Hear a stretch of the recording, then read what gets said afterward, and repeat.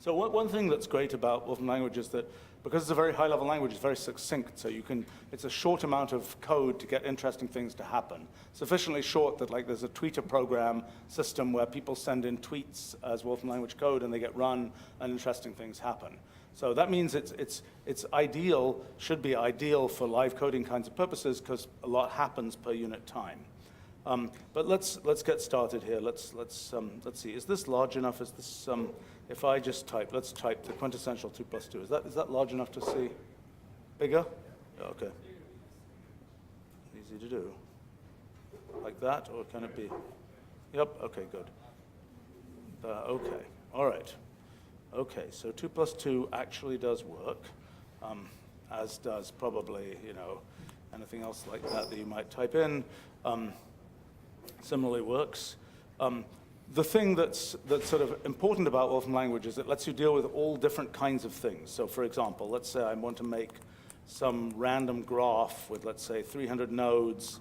Let's say this represents characters in some, who are interacting with each other in some game or some such other thing. You might say, okay, we got that graph, now let's find out what are the communities from that graph, and so there we can just take that graph. Notice you're just feeding the graph as an argument to this function. The critical thing about Wolfram Language is it's symbolic language. So when you say X, it just says, okay, that's X. I can do whatever I feel like with X. X might represent some symbolic variable, so you could like factor a polynomial with that, or X might represent, you might have something like, well, you could have a Fred, but you could also have a red as just a symbolic thing. So let's look at other kinds of things that we can deal with. Let's say we pick up an image. If we can make, there we go. There's a nice image. So now, for example, I could take that image. Let's say I could edge detect that image. I could just get that. Actually, one thing I could do is let's nestedly. So it's a functional programming language. So for example, that's nestedly applying a function to something. So for example, I could say nestedly edge detect. So let's take that image there. That's just, instead of X, I could use that image.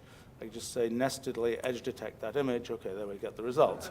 So actually, let's live a little bit more dangerously. Let's say we want to, let's say we do this, and let's make it dynamic. So I could then say, let's make it a little bit smaller so it fits on one screen here. And let's say current image. So now what I should be able to do here, let's see if this works, is, oops, it doesn't work if I don't have the right number of brackets. There we go. That's kind of fun. So it's kind of nice to see that sort of functional programming meets image processing, meets dynamic stuff, and so on. Or we could take, actually, let's take my picture there. Let's, for example, say let's do some computation on it. Let's say we want, that's not a good idea. Let's say let's get a chromaticity plot. So that will show, what in color space, where in color space things lie in that picture. Actually, let's do something else here. Let's take that picture and let's use some machine learning stuff. Let's say image identify that picture. Okay, it's going to have to load the classifier that it's going to use, and it's got to load up its whole neural net world here, and eventually it's going to say it's a person. Okay. Maybe I could, actually, we have a classifier of notable people. Let's see if it, okay, good.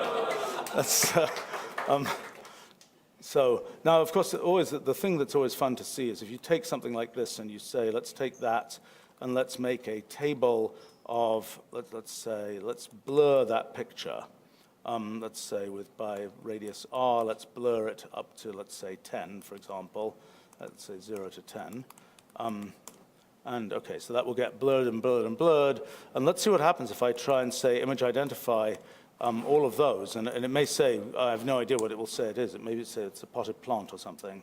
Let's see what happens. And it's, wake up. Ah, scrubs. Curious, very curious.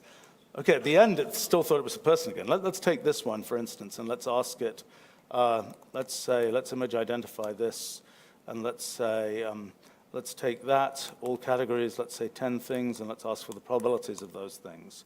So now it should tell me Okay, so it says, it's pretty sure it's a garment. Okay. It might be a hominid. And so that's what happens if you blur yourself out too much.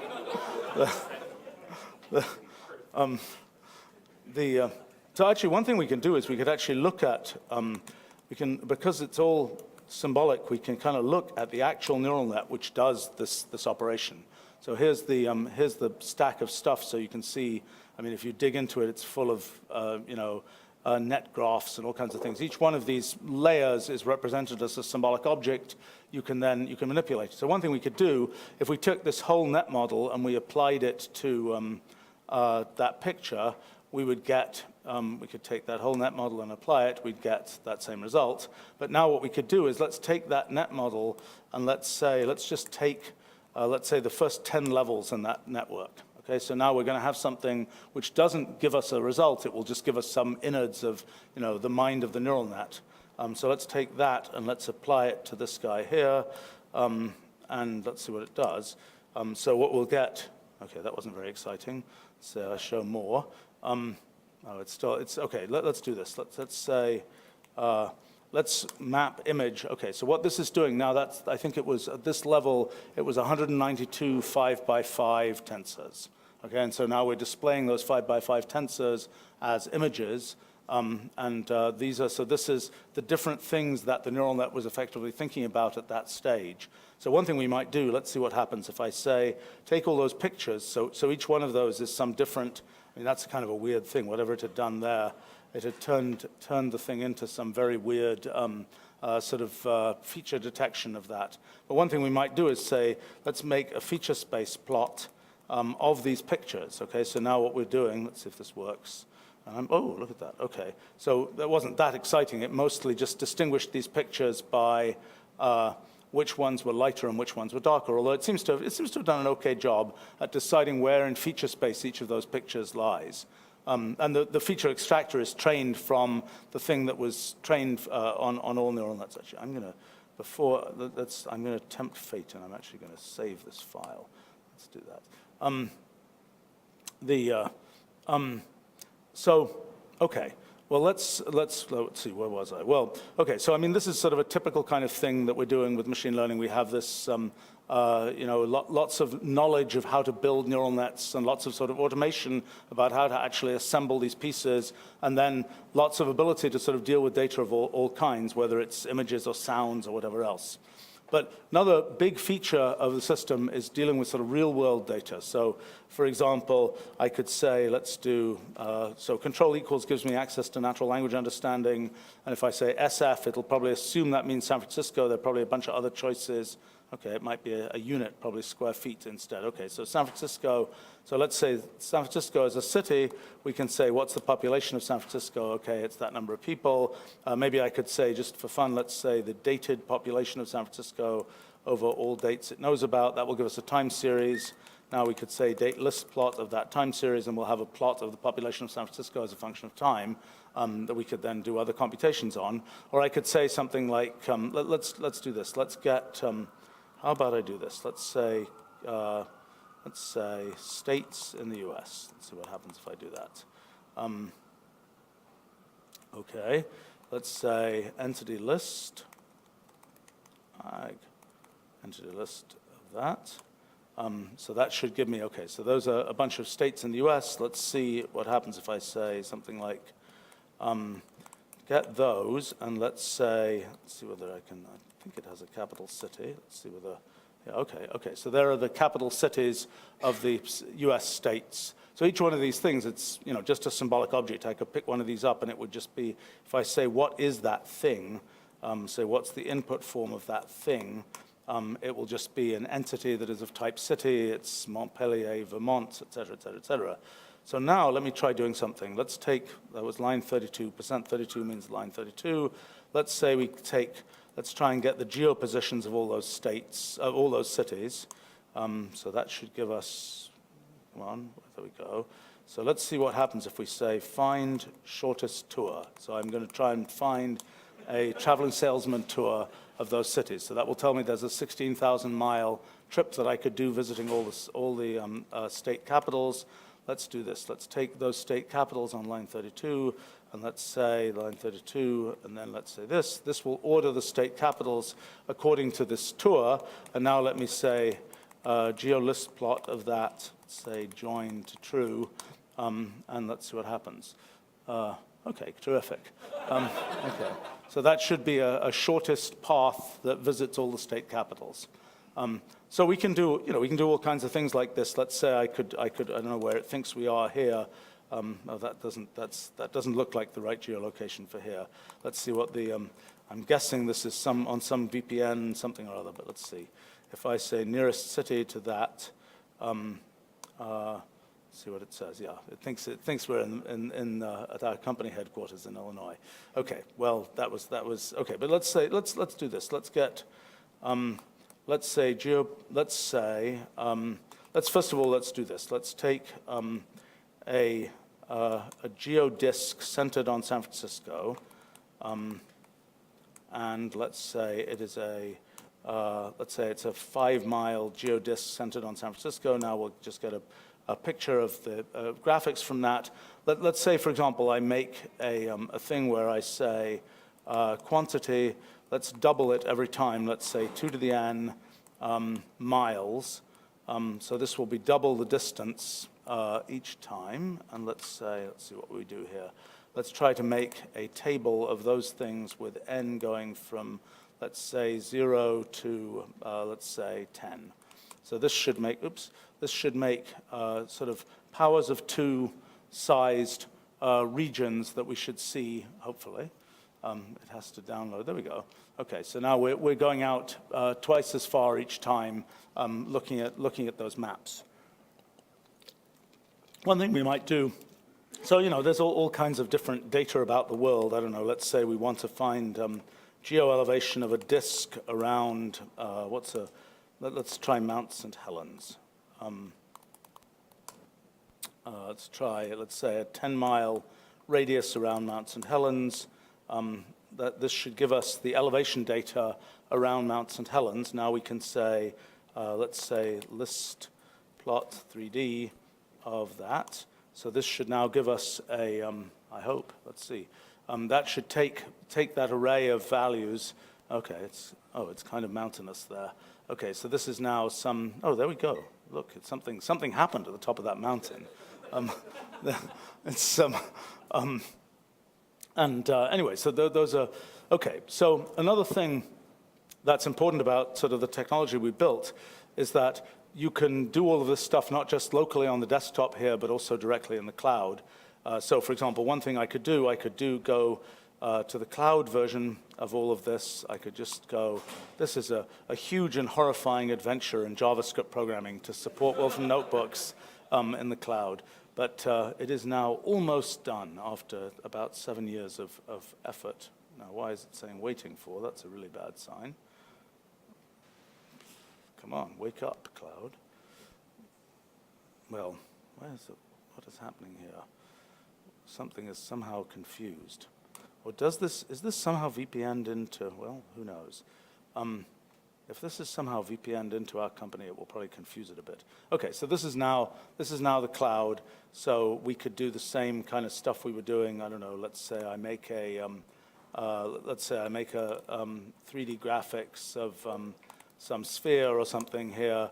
Then I'll get the same stuff in the cloud. This is just a straight web browser and so on, as I could on the desktop. Now, if I want to create something in the cloud, let's say, for example, let's do this. Let's make an API. Let's make a web form that, let's say, cloud deploy of, let's see, we could have this do anything, but let's since I was doing mountain, let's do the following. Let's say we want a mountain, and we're going to call it we're going to say, expect a mountain. And then we're going to say, let's do the same thing that we did here. Let's do geo-elevation, and let's try to do it, let's see here. Let's go like this, and then instead of Mount St. Helens, let's let it be an arbitrary mountain. And let's say, I'm not going to say 10 miles, because I think that's a little bit too much. Let's say 1 mile. That'll be less data, so it'll run a little bit faster. So now let me say list list plot 3D here, just write this code, and then say, let's not put a mesh on there. Let's say no mesh, and then let's say, let's return it as a PNG, and let's make this be a permissions for this little web app that I'm going to make. Let's make them be public. Okay, so now what this should do is deploy a little web app that if I go here and I type in something like, I don't know, let's say Mount Everest, for example, this should now go and run that piece of code and generate a geoelevation plot of a mile around Mount Everest. So I think this is pretty neat that one can just go and, type this in. I mean, we can try, let's make it into an API instead. Let's say instead of a form function, let's have an API that returns mountain pictures. And now if I just generically do that, it'll say, it'll just give me some JSON error message because it doesn't have a mountain there. So if I say mountain equals, what's a mountain that has a one-word? Vesuvius. Let's see whether that will work. Okay. Oh, there we go. It looks like it's a volcano as well. Good sign. But anyway, so that's now an API that we could consume anywhere else that happens to give us structures of mountains. Actually, what's fun here, we could take something like that. Let's take let's just take this. Okay, here we go. Let's take that whole thing and let's forget about the PNG thing. We could just take this thing and actually we could apply it right here to Vesuvius, the string Vesuvius. There we go. And hopefully it will, oops, oh, that's right, I need to give it, well, all right, I could give it what it would expect from the API, which is just a mountain arrow Vesuvius, and let's see whether it can run that locally. Okay, so this should now be running, okay, so that's the same thing. Now we've got the thing as an actual rotatable piece of 3D graphics, and there we go. So, okay, so that's a very, very super quick introduction to some of the things in the language. Let's actually try, actually now I'm curious about something. Let's try, what are the closest volcanoes to San Francisco? Anybody know? Okay, let's take a look. Let's say closest volcano, San Francisco. Let's get the 10 closest volcanoes to San Francisco. Okay, let's make a geolist plot of those. Now, these may have been, okay, who knows where those are. Let's ask it. Let's take one of them. Let's take this Clear Lake one just out of curiosity. Let's say, what does the system know about that entity? So let's say, show us the whole data set that it knows about that entity. Okay, so it has some, okay, it doesn't know a huge amount about that particular entity. It doesn't know its last known eruption and things like that in that particular case. Here, let me show you one other thing, and then maybe we can, one thing we recently put out is a thing we call our data repository, which is a collection. So we have this whole data ontology that we built that lets us deal with all these different kinds of data. This is sort of a collection of things that live in this data ontology. Let me see, what can I do here? Where is the search? I think there is a data set here that has to do with video games. Let me see whether I can find that. Okay, video games. Okay, so now what this is, we can take this resource object, and I mentioned this, I put this resource object in here, and this should download some big data set about video games. And maybe one thing we could do here, let's see, wake up, it's got to download. I don't know how big this is. Okay, there we go. So this is now, so this is 27,000 random video game things. And so this says, for example, let's try, what's a good example here? How about we say, let's do something like, let's do keywords, okay? So let's say, let's take, let's call this video games equals that, and let's say video games all, comma, keywords, and that should give us a whole list of random keywords here. And maybe what we should want to do here is to say, let's see what happens if I just say word cloud of that. I don't know what this will do. No, that's a bad idea. What we got to do there, those keywords, I guess, are part, I know what to do here. Each one of those has a list of keywords, so we need to do something different here. Let's do this. Let's see whether this works. Okay, so now what this is doing is trying to read the keywords from all these games. Let's see what happens. I obviously haven't. Okay, there we go. So that's now showing us for these games in this video game database what the okay, so casual seems to be the most most popular thing. So what should I look at? Let's see. Sorry, it's just saving here. Let's see what we can look at for this. How about we look at, well, I don't know what the popularity score is there. We can kind of pull out, let's see, PG of all, popularity score. I don't know whether that's something interesting. Oops, what was it called? Oh, it's just called popularity, sorry. We can look at that and see, take that, and now we could maybe make a histogram of those things. I don't know what they are, so that was really boring. How about we take, how about we do this? Let's say histogram of, I wonder how to get these. Well, let's just try, let's see what happens if we say 10 to the power of those popularity scores, because they look like they're so close to, oh no, that's not right at all, okay. Let's say, there we go. That was still, oh, there were some really huge ones there. So let's say select ones that are less than, let's say less than 100. No, less than 20, let's say, from those popularity scores. Okay, this is really boring. Sorry, I don't know what these popularity scores are. So that it's maybe somebody here knows something that we could do with this data set. Let's try looking at. I see some non-English stuff there in the sum. Well, okay, let's look at the rating. Yeah, good idea. Let's okay, top 10. Let's look at top 10. Let's see. Where is there a line here for? Okay. Developers, there we go, developers. Okay, so let's look at, first of all, let's just extract the developers. And let's say, so here, developers, up. Okay, so there's just a big long list of developers. Now, what we might want to do, so a lot of these obviously have multiple developers. So what we probably, we'll have to do the same thing we did before, where we just take, let's do this. Let's take these, and let's just flatten those out and make a word cloud just to get some idea of what's going on. Let's try this. Let's see what happens if we do that. That should give us, that should be, okay, there we go. So those are, okay. Is that what you would expect? I don't know. Actually, I'm not, showing my lack of education, I'm not familiar with a bunch of the names here. So, but actually, I'm now curious whether if I type in Konami, whether we would know what that is. Okay, Konami Holdings Corporation financial entity. So let's see whether we know. Let's see what we know about that thing, and let's see whether it has those things filled in. My guess is it is. Come on, wake up. Okay, it's on the Tokyo Stock Exchange. Its last stock price was 5,000. That's a high price.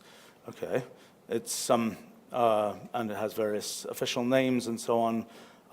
Actually, it's interesting. One thing that's kind of fun to see, if you go and you say make, one of the kinds of data we have would be let's just try company, for example. Let's see what happens if we ask for the translation of the word company into all languages that we know about. I don't know how many of them will have. Okay, so here's the word for company in lots of different languages. It's kind of always fun to see. Let's just pick the first word. Oh, I can see some here where the meaning of the word company wasn't what we thought it was.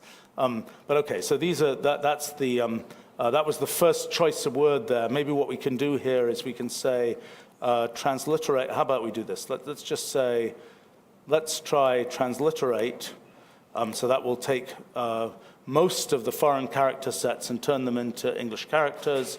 And now let's take, for example, let's say string take of that, comma 1, and that should, what's it saying? It can't do that. Okay.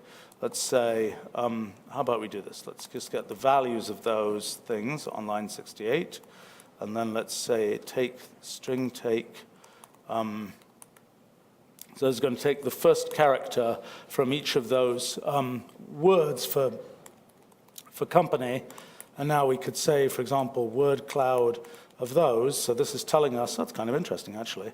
So K is the most common word, first letter for the word for company in at least transliterated versions of the languages of the world.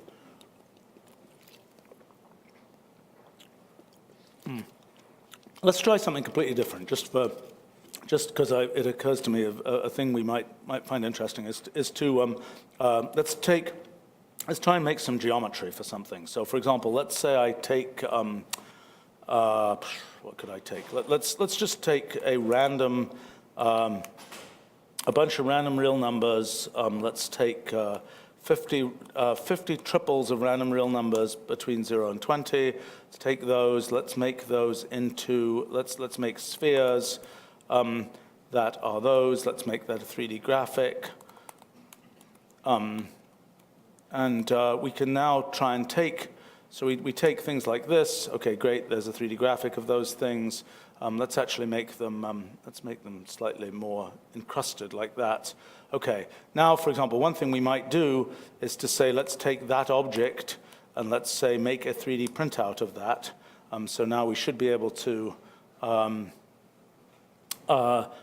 take this and figure out all the computational geometry to actually get the thing. Okay, there's a file, which I guess we could open if I have some viewer of STL files. Okay, the viewer that I have of STL files is less capable than our language of showing what's going on, but I could equally well upload this somewhere. Now, one thing I might want to do, let's say I'm trying to create some geometry for a game or some such other thing. So let's just take my, my random points again, and let's say, for example, I want to make I could make a triangulation of that. So I've got a bunch of random points, and now I could say make a surface out of those random points. There we go. And now let's see if I can live. Well, I can do all kinds of computations on this. So, for example, if I say, what's the one thing I might do? I might say, what's the area of that that thing? Oh, it says it's infinity because it actually has a volume. So let's say I take that thing. It was line 76. I could say, what's the volume of that thing? Or I could say. Line 76. Or I could do something where I'm computing, let's say let's do this. Let's say I make, let's just take that thing and let's find how far away a particular point is from that thing. So we compute the distance from that to the point z00, let's say, and we make a plot of that from z goes from, actually, let's do it with two variables here. Let's say x, y, 0. So now this is going to show the distance from the object to, let's say, x goes from -5 to 5, y goes from -5 to 5 here. And so what this should now do, yeah, there we go. That wasn't so exciting, but I guess we see a little bit of a shadow of the object itself. And this is showing now the distance of a given point to the object. It's a piece of computational geometry. Okay, maybe not so exciting here. Actually, one thing that isn't yet ready, but will be ready in a future version, is an actual link to something like Unity. So, for example, here, I might be able to pull up, let's see if I can do this. This is where I have to basically use the help system because I don't really know what I'm doing. Let's see. Here we go. Okay. So, like, for example, I could say something like, Unity open, and none of this may work because this is using a, okay, so let's see, we've now got, so now I could say, let's see, is there a Unity, what's running here? I could do something where I, for example, say, create a particular, let's say I'm trying to create something, here we go. So let's say I'm going to open a particular Unity. I could just run that from, let's say I'm going to open a particular pre-built Unity engine is currently running. Okay, that's a bad sign. Maybe I need to quit that. Okay, let's quit that. Let's quit that. And see whether that helps. Let's try it again. Okay, I don't know whether that worked, but, and now, okay, so it says something's happening here. Okay, it's doing something. Okay, that's a good sign. Something's happening. Importing assets. Okay, there we go. So something happened there. And now, what I should be able to do is like find a game object within, find an object within that. From here, I can then pick up an object, or what I should be able to do is actually send geometry to that thing. So I could, for example, create an object that I can send into the, let's try doing this. Create an object, let's say we send a, well, we could send that same, let's just send a single sphere there. So we can then push that into the game, hopefully. There we go. A sphere arrived in the game. And we could then do all kinds of manipulations there, or we can get from the game a bunch of kind of a stream of data about what's happening that we could then analyze with Wolfram Language. Well, okay, so look, that's an introduction to things. How about, what would you like to see programmed? Yes? A Voronoi diagram of all the airports in the world. A Voronoi diagram of the airports in the world, okay. Let's start off by not living as dangerously. Let's do the airports in California, okay? Let's I don't know how many airports there are in the world. Let's actually, okay, I wonder.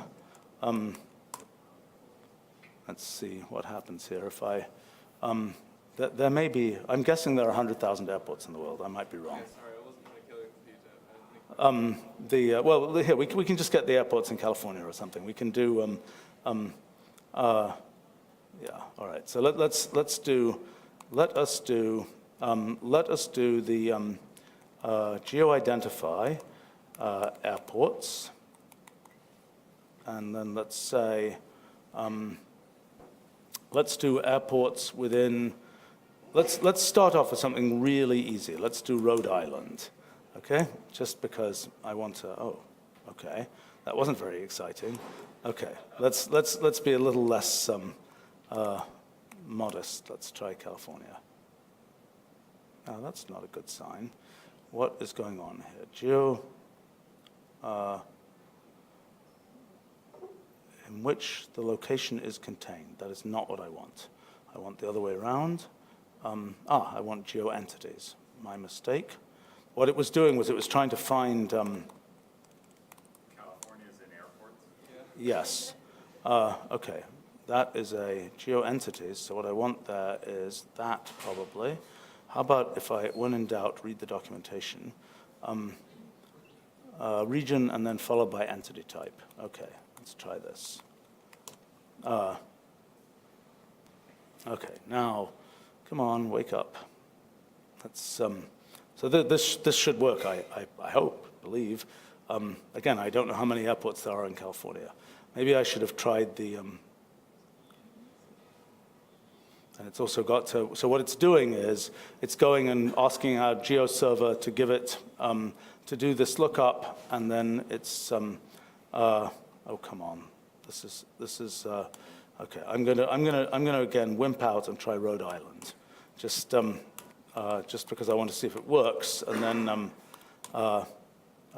we'll worry about. Okay, there we go. All right, so there are some airports in Rhode Island. Let's just make a geolist plot of those. Let's see where they are. Okay, great. There are a bunch of airports. Okay, now let's start making a Voronoi diagram. Okay, let me think a little bit how to do that. So one way to do that, let's see what happens if I try and just make. The simplest thing to do might be to just say mesh points there. Okay, well, let's see what happens if I just do this. Let's say line 85, geo position of the stuff on line 85. Okay, that's a bunch of geo positions. It's possible that this will just work. No, it did not. Okay, so what I want to do is to say, let's see, what I'm going to do here is I'm going to extract, and what I want to say here is, there we go. Okay, so there are the geo coordinates. So now if I say make a Voronoi mesh of those geo coordinates, there we go. So there's the mesh. now we can, let's see, for extra bonus points, let's try and put this mesh somewhere useful. Let's try and, actually one thing we could do is to say, there's a, actually one thing, yeah, okay, so one thing we can do with this mesh, let's think how to get that mesh into a form where we can immediately use it. For that, we have to, okay, so this is, so we're going to have to get the actual points out of the mesh if we want to, okay, the points, oh, I see. We can just show, yeah, all right, well, we can clearly get the points for these airports, and then we could take this mesh and superimpose it on the, but for example, one thing we could do is to say, you know, it's very easy, given a particular point, to say what is the nearest airport, and we could use that to actually make a plot showing different colors, for example, for the different regions corresponding to different airports. There's a very nice way to do that. What is the right way to do that? I remember there's a really nice way to do that, and I'm going to, again, do something wimpy, and I'm going to look up, I remember there's a, I'm in our demonstrations project, there is a really, really cool way to make sort of a real-time Voronoi mesh. One thing that's always nice about this is that, okay, there's Voronoi diagrams, is that you can go and just, let's get the code. Okay, well, that's a bit more complicated than I would have expected, but let's say, let's download that code, and let's get, so here we go. So let's take that object there. Oh, I see. Most of that, let's just look at that code. Okay, there it is. Now I can run it here, but I can also run it over here. Let's just take that code. What is this doing? That is taking, oh, I see what it's doing. It's taking a list density plot. Okay, a lot of the code is to do with what color map it's using and things, but here's a nice real-time Voronoi thing where we're picking up each point in the Voronoi diagram and we're able to do stuff with it. And if I looked at this code, I would probably be able to see, yeah, this is taking it's just taking the various locations and it should be making a plot of what value is closest, whether a particular value is closer to that point than to any other point. Oh, I see. Yeah, it's doing that with that. Okay, another request here. Yes? Could you go back to the video game data? Yeah. Could we make a model of, like, give it a name, you predict what its rating is going to be? Cool idea. Yeah, that's a cool idea. Okay, let's do that. So, so let's take, so the VG was our video game data set, I think. So let's see, given the name, we're going to get name and rating. Okay, so what was the What was next to popularity, that column? aggregated rating? Okay, fine. All right. So first of all, let's go extract. Let's actually, see, if I was actually properly organized, I would take this notebook and I would say ratings from names for video games. Okay, so now I say this, and I want to say, what I want to say is all, and then I want to get the name and the aggregated rating. So this is now hopefully going to make us a slightly simpler aggregated rating. Aggregated. Okay, there we go. All right, so now this is those. All right, so let's remove the ones that have a missing aggregated rating. So let's see, I think I might just be able to say, let's call this VGR equals that. And let's see if it works to just say delete missing VGR. I'm not sure if this will work, but let's see if it does. No, it did not. Okay, so what I want to do then is I want to say, let's think how to do this. Let's say select, let's say VGR, and then I want to say select hash aggregated rating, and then I want to say, let me just see whether this is right. Yes. Not a missing thing of that. Let's see if this works. Yeah, there we go. Okay, so that now extracted the ones which have non-missing aggregated ratings.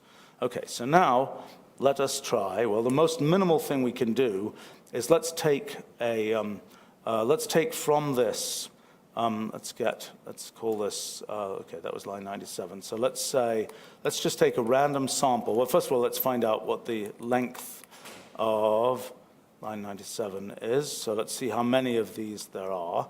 Okay, there are 9,800 that have a name and a rating.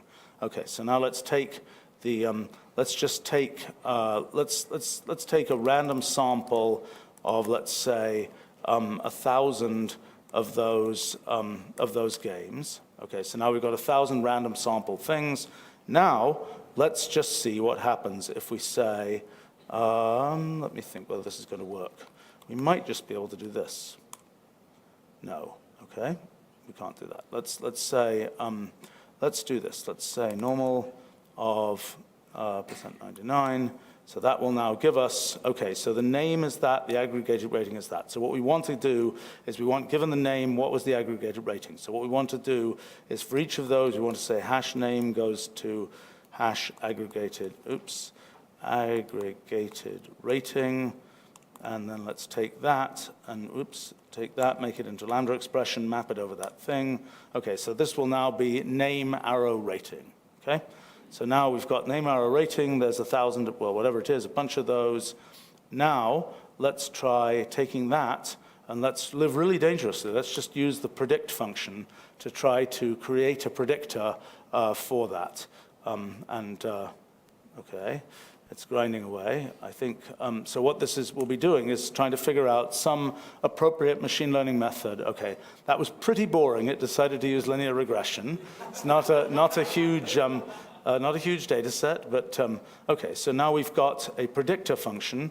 So now let's say, let's just see what happens if we say something like we just ask it to predict the rating of something called a great game. Here, let's try this. Let's get a list of the first, let's just get, okay, so this will give us a list of words in English. Let's take the first 40 words in English here, and let's try feeding those to the predictor, which was on line 103, and let's say map that over those names. And so that's pretty boring. So it thinks most of these, except for the letter A it thinks has a better chance, but mostly it's, let's do this to start exploring this, actually. Let's take the list of, let's just for fun, let's find out as a function for just the first letter in the name of the game, let's see how that relates to the score for the game. So let's say, the rating for the game. So let's take our list, let's take this thing here. Oh gosh, where is it? Okay, so this was line 102. Let's say, call it names ratings is on line 102. And that, now what we want to do is we want to take the first letter, so I'm going to say string take, first of each one, and then I want to do that, let's see, let us make how are we going to do this? We want to make a correlation between, well, yeah, this is easy actually, yes, this is easy. Okay, so let's take the first letter, and we want the first letter, what we want to do is to plot. Well, here, the simplest thing we can do is to just plot, given the first letter, let's say, string take first of hash, comma 1, arrow, last of hash. So that will make us something where, and that's names ratings. So that will make us a thing, that's not what I wanted at all. What did I do wrong here? Oh, I said slash, that was a bad thing to say. Okay, so this will be first letter arrow rating. So now, let me see what happens. If I try to say, what I want to do is I want to find out the distribution of ratings for a given letter. So one way I could do that, for sure, let's just see what happens. Well, I could plot, so for that first thing I could say, instead of this, I could make this be from, okay, so I could say, let's say I could say letter number. Let's see if this works. If I say letter number of, let's say the letter A, okay, that's 1. So here I'm just going to say letter number. This is just a way to plot to get us a way to plot this. So I say letter number of that. Okay, so now what I want to do is I want to say list plot of that. And what this should show me is, come on, wake up, do the thing. Oh, no, I did something very bad here, bad idea. Let's just do this. What I'm going to do is I'm trying to figure out for each, yeah, there we go. So what that's showing us is for each letter, so the letters are arranged on the x-axis, and on the y-axis is the, so for each letter, this is now showing us the different ratings. So for each letter then, one way to do this would be to say, for each letter, make a histogram. So I could say here, I could take, let's take the thing for the whole data set. I could say, where was it? Oh gosh. Let me close that up. So what I want to do here is to take, this was name and aggregated rating. Okay, so there's the thing. This was on line, where was it? 102. So I'm saying line 102 was the name and aggregated rating. So I'm going to make an association out of those. And this will now be for, so this, let's call it NR or something. Okay, so that's the name of the game and, so to speak, and its rating. So now what I want to do is to figure out, another way we could do this. I was going to figure out from the first letter, I was going to group this by first letters. So I could say, I could say on this thing, well, this is slightly complicated. So I could say from this thing, let me say key map, let's do our string take there, hash, comma 1, onto this. So this will now give us a first letter arrow that. Okay. Right. What this is doing is, for each one of these, it's got to figure out, right, that's not, okay. What's happening here is, we have to do an actual join, because as we turn this association into a thing where it's only got a first letter for the key, there will be many collisions. So we have to decide what we're going to do for each of those collisions. So we could say, for example, let's see what happens if I say, there's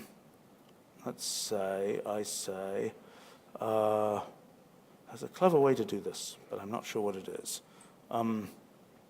Well, there's a dumb way to do it as well. We could simply say group by on that thing, and then we could say string take of, no, I wonder whether there's a way to group. Well, here, let me do this.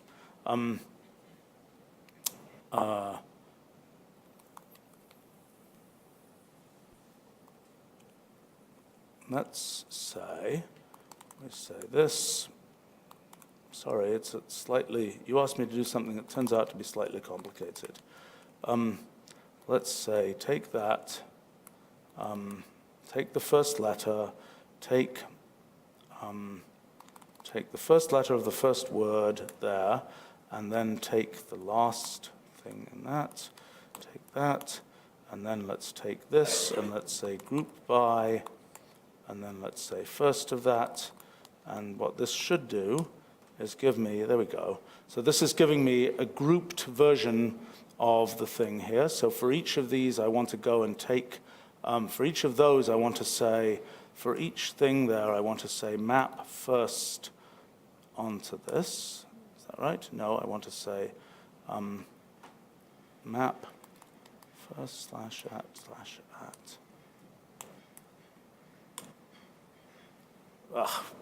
Close. Let's see. We're getting much closer. That's much warmer. Okay, there we go. Okay, so now for each letter, we got the set of ratings for the games which started with that letter. Okay, so one thing we can now do here very easily is to say for those, I could just make a histogram for each of those. Let's see if that works. So there we go. So for each letter now, I've got the histogram of the popularities of games. So for example, what we're seeing is, well, okay, Games, wow, there's one game which is that word. There's one super popular M game, but mostly the M games aren't as hot. But now what we want to do here, so let's try taking, we need some measure of whether, so how about we take these games here, and let's just ask for the median success, for example, for games with a given letter. So that was line 120, so let's say median slash at line 120, and then okay, so that gives me the medians of each of those. So now what I want to do is I want to, let's say, sort that. So that will give us, as a function, so that's giving us the letters, that's giving us the sequence of letters. So the most popular, somewhat bizarrely, is the O umlaut letter, probably because there's only one game and it did fairly well. And the least popular, so it turns out X seems to be a rather unpopular, so let's look for X. What's that? Four is even. Yeah, but I'm betting that 4 is kind of a nonsense one, because I'm betting that 4 just doesn't have a lot of data. So actually the first step here, the very first step here will be to just ask for each of these, let's do the thing that we had before, where we get, so the thing that I'd done, which was kind of goofy here, but let's just take,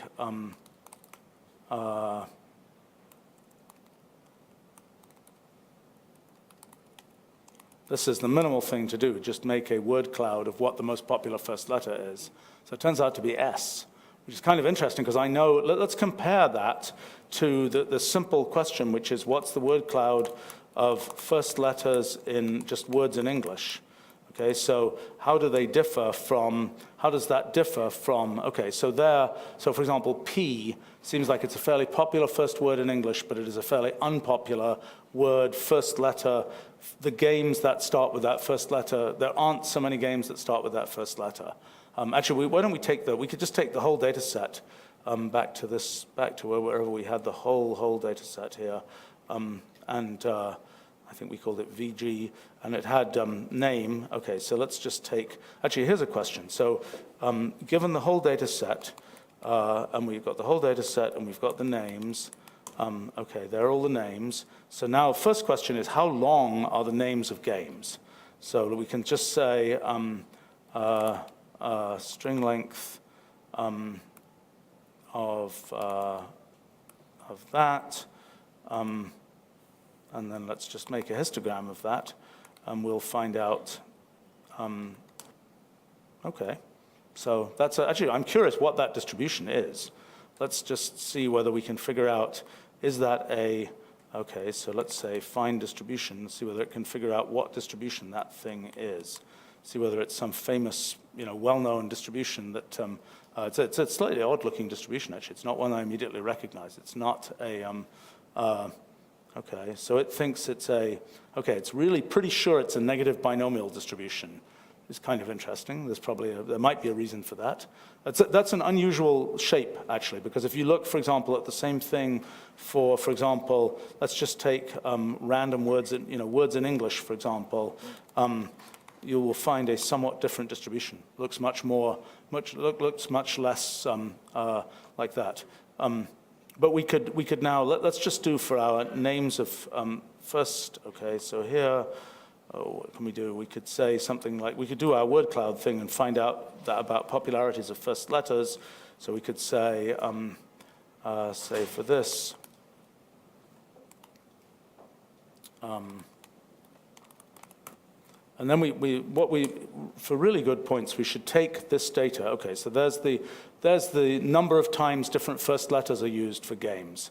And we could say, so we could do all kinds of things with this.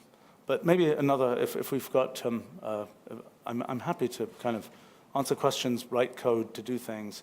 So we didn't succeed in predicting the winning name for a game. I mean, you can, using our machine learning stack, people have played around doing movie predictions and things like this. You can get a certain distance. I actually think the sort of the absolutely built-in, absolutely automatic, just feed it to predict thing is not so likely to work. But if you start actually building a real neural net system and playing around with it, you will probably be more successful. And it's probably worth looking at other aspects. For example, I bet if one looked at, it's kind of much more of a no-brainer if you look at the publisher of the game and things like this. That's going to tell you, it's probably going to be a lot more predictive than just the pure name.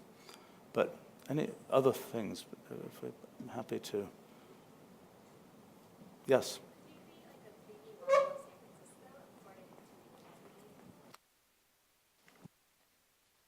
Oh, it's loud. Could you of San Francisco?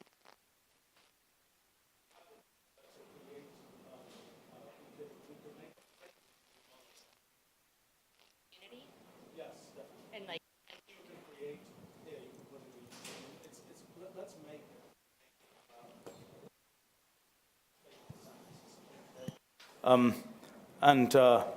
how about, I'll tell you what, let's start off by looking at, I keep on using these same functions. Let's try taking, let's see whether it knows, let's see what see what it can do with this. If it knows some famous buildings in San Francisco that we might be able to use as kind of a seed. Okay, so it knows a few famous buildings in San Francisco. And so let's see whether it knows, let's just get, so here we'll be able to should be able to get a plot of where those buildings are. Okay, so let's do the following. Let's take those buildings, let's take distribution of those buildings, and let's make a completely fake San Francisco based on, for example, the positions of those buildings, and let's say it might know, let's see whether it knows what the heights of those buildings are. So let's see if it says entity value of line 133. I wonder whether there's a height attribute. Let's see. Okay, so some of those buildings, it knows how tall they are. Actually, I'm now curious what the distribution is of those buildings. We could say, what's the histogram of heights? Okay, I don't know whether that's terribly significant, but anyway, it gives us a distribution of heights. Now what we want to do is we want to make, let's assume these buildings are just cuboids, for example. So let's do the following. Let's make something. Let's first of all just make something where we make okay, so let's take a cuboid, and it has an XYZ coordinate, and then it has, let's do this. Let's say, let us try, I am going to try doing this. No, we've got to have a size. Hold on a second. I got to make random sizes of buildings and random. Okay, so what I'm going to do here is I'm going to say, it may not be the best way to do it, but let's say I'm going to make, let's say the random real. Let's say that, and let's say the height is, let's say 30 randomly, and then what I'm going to do for each of those is I'm going to say apply that to a random real. That is let's try just doing, okay, I'm going to do something silly at first, but then it may get more sensible later. Let's say 1,000 here, comma 3. Okay, so that should give us a cuboid there. And then let me make a table of, let's say, 50 of these random cuboids. Okay, now let me make a 3D graphic of these, and we will immediately see a bug. Okay, oops, that wasn't very exciting because they're very small. Let's make that, okay. So there's a bunch of random buildings. Clearly those buildings were space buildings of some kind. They're floating buildings. Okay, so let's anchor those buildings. So let me go ahead there and say, let's say, append to a random 2 random real things, comma 0 there. And now, there we go. Okay, so now we've got a bunch of random fake San Francisco buildings. Okay, so now let's take, I mean, these aren't that exciting, but let's take these and let's see if we can push these into the Unity game. Okay, I've not tried doing anything like this, and the system for interacting with Unity is not yet in a released version. So actually what I have to do is let's take these, and I was running what we call our xkernel build, which is a unreleased build. Let's try making a bunch of those buildings here. Let's try buildings. Okay, so that will now be the buildings. So now let me say, let's see what happens if I say create a Unity game object here, and let's call those, let's do this. Create Unity game object, let's call them buildings, and then let's just take this BDS thing here, and let's see what happens. Splat. Horrifying. Okay? Maybe what it needs to do is to take, well, this may be just totally dead, but if it isn't totally dead, I might be able to just tell it to push each building on its own. Let's see if this works. This seems to be doing something. So my guess is this is pushing each building on its own through .NET link to the Unity engine, and hopefully the Unity engine will not croak on this on what we're sending it to it. But I mean that would be a very rough beginning of how to do this. I mean, we could make it a lot more interesting if we were to try and do some procedural generation of the actual building structures. And we could make, actually, the thing that's really cool these days is with all the sort of modern machine learning stuff, I haven't tried doing this, but I'm kind of guessing at this year's SIGGRAPH, the big news is going to be that you can pretty much take any real-world object picture thing, and you can essentially make a model of that using machine learning, and then paint it onto anything you want. And so I'm guessing that you will be able to do that pretty well for buildings. If you just have a bunch of pictures of buildings, you'll be able to get, I mean, in fact, one thing that we're working on is a thing called learn distribution, which will simply learn the distribution of anything, whether it's cat pictures or numbers or anything, and then be able to generate things from that distribution so that you are effectively making things which are like buildings but not actually buildings. And that, I think, will be a really good way to do procedural generation of things like this. And then I would be able to make a less unconvincing version. Well, this isn't working, sorry. I'm going to leave it running. What's that?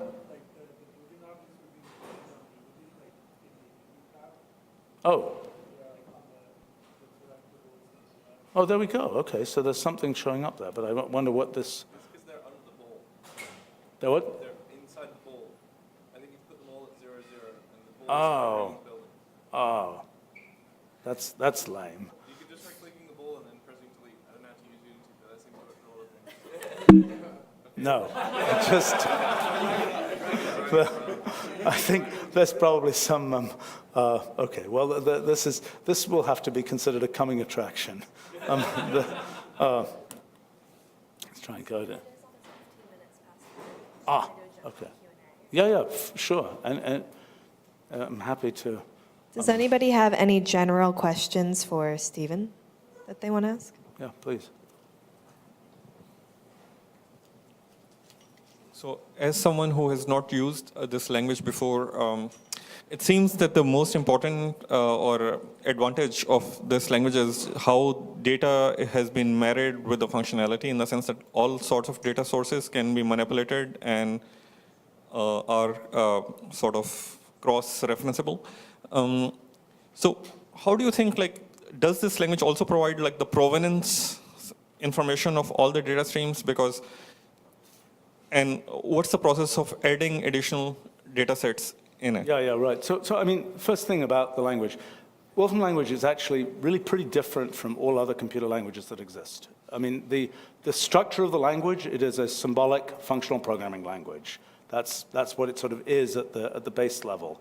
It's very much based on pattern matching. I didn't show you how you define functions and things.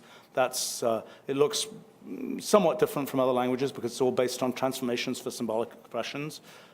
So sort of at the lowest level, it's somewhat different from other languages. I mean, it kind of, originally it was kind of languages like Lisp and APL.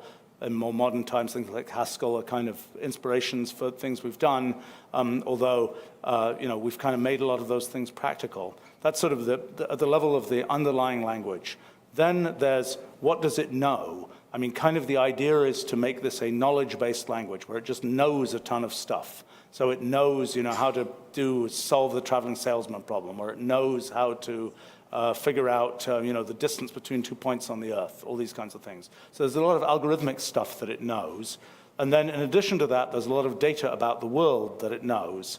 And as you indicate, I mean, when you're dealing with data about the world, you have to have some kind of way of representing things about the world. So it has to have some canonical representation of a city and a canonical representation of an animal and all these kinds of things. And so that's been a big effort of ours for thousands of different domains of data to create those canonical representations so that we can manipulate data of that kind.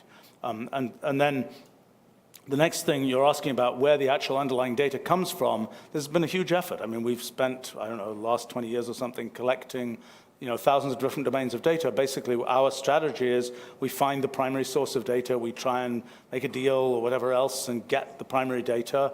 In some kinds of things, like, for example, for linguistic purposes, it's often useful to, go look at Wikipedia or something like this because it tells you how do people talk about, what do they call San Francisco? Is it called San Fran? Is it called SF? Those are not in the official government data about the city of San Francisco, but they're things which are sort of folk information that you get from sources like that.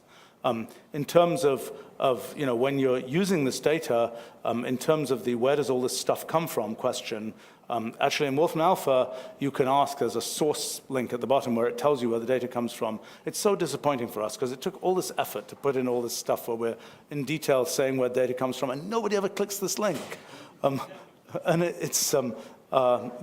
it turns out most of the time, most sources of, finding good data about different kinds of things is hard, but usually there is at most one good source. You're usually not in the situation where there are 5 good sources and you have to kind of pick between them.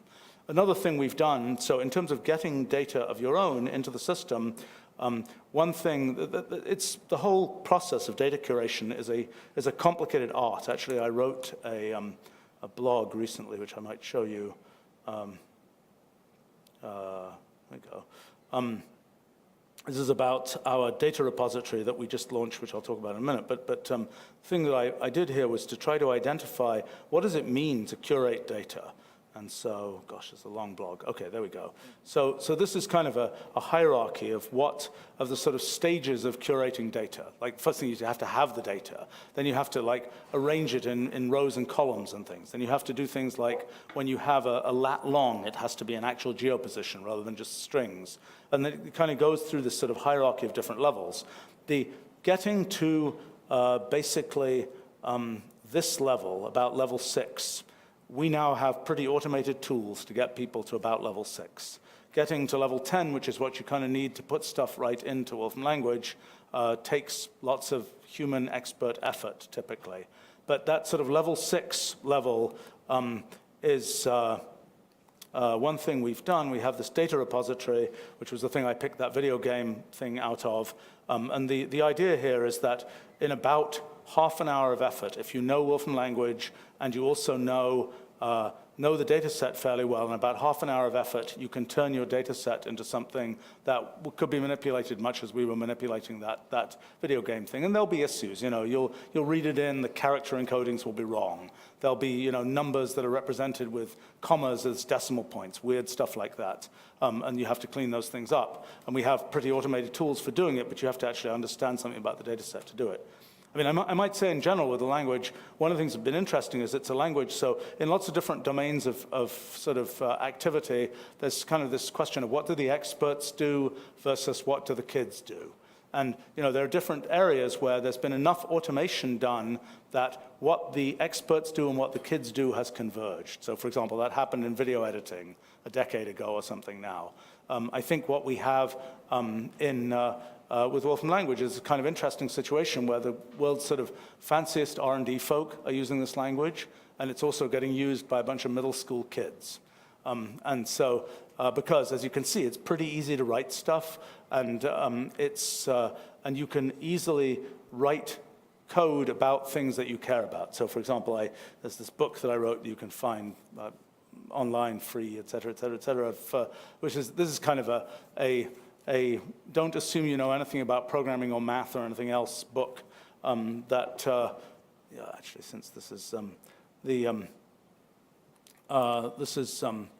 about programming with Wolfram Language, and it's been kind of fun to see. I mean, the most extreme case are kids like there's some 11 or 12-year-olds in the Bay Area here who like a year ago almost had gone through this book, and I ran into them, and they were actually folks who could actually speak code in Wolfram Language, which I can't do. So people were, like usually I'm used to typing it, right? But if somebody says, 1 plus hash ampersand slash at whatever, I can't do that. But so kids seem to be able to learn that, at least in the case of these particular kids. Yeah, other. Yeah. Sure. I just had a question. You have a lot of different. You have a lot of different types of data in there, and I was wondering how you go about your type system. So the language fundamentally has only one type, which is a symbolic expression. That really helps because it means you're not forced to have a type system, so to speak. In terms of how, so these entities that represent, so for example, things like, it's always a big issue. How are we going to represent some particular kind of thing as a symbolic expression? So for example, let's say I pick up, let's say I have a graph, then, I can say, well, what actually is that? And there will be some representation as a symbolic expression. That particular one is rather boring. This is a big issue. How are these things going to be represented? How do they interoperate with other things? When it comes to real-world entities, we have a pretty structured way of dealing with those as there's an entity, there's a property of an entity, there's attributes of entities and things.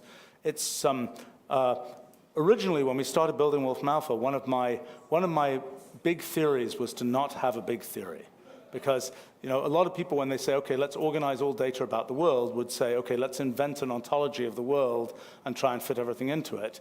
My belief, having spent some part of my life working on grand theories like that, with some success, I would say, in science, was I'm not going to be able to do it for the world because I don't know enough about all these different areas.